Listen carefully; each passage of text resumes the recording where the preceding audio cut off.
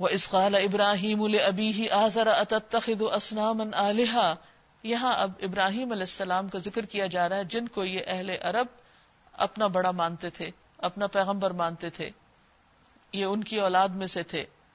ابراہیم علیہ السلام آج سے تقریباً 4000 سال پہلے عراق میں پیدا ہوئے، جہاں پر اس وقت سورج، چاند، ستاروں اور دیگر آبجیکٹس کی عبادت کی جاتی تھی. اللہ سبحانہ وتعالیٰ نے ان کو فطرت پر رکھا، ان کو ہدایت دی، اور انہوں نے اس سارے شرک سے بیزاری کا اظہار کیا. تو انہیں بتایا ہی جا رہا ہے کہ جن کو تم مانتے ہو وہ تو ان سارے شریکوں سے بیزار تھے، تو پھر تم اس میں کیسے مبتلا ہو گئے جس سے انہوں نے انکار کیا. ابراہیم علیہ السلام نے تو اپنے والد کو بھی نہیں چھوڑا، ان سے کہا کیا تو بتوں کو خدا بناتا ہے؟ میں تو تجھے اور تیری قوم کو کھلی گمراہی میں پاتا ہوں. ابراہیم علیہ السلام کو ہم اسی طرح زمین اور آسمانوں کا نظام سلطنت دکھاتے، اور اس لیے دکھاتے کہ وہ یقین کرنے والوں میں سے ہو جائے. یعنی اللہ تعالیٰ ان کو مشاہدہ کائنات سے بہت سے حقائق سکھا رہے تھے. چنانچہ جب رات اس پر تاری ہوئی تو اس نے ایک تارا دیکھا، کہا یہ میرا رب ہے، یعنی تعجب کیا. یہ نہیں کہا یہ میرا رب ہے، نعوذ باللہ وہ اس کو رب ماننے لگے تھے، یہ ان کا تعجب تھا، یہ کیسے رب ہو سکتا ہے.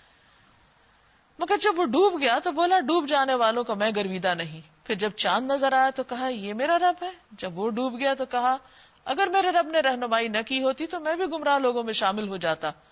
پھر جب سورج کو روشن دیکھا تو کہا یہ میرا رب ہے، یہ سب سے بڑا ہے. مگر جب وہ ڈوبا تو ابراہیم پکار اٹھا، اے برادران قوم، میں ان سب سے بیزار ہوں جنہیں تم خدا کا شریک ٹھہراتے ہو.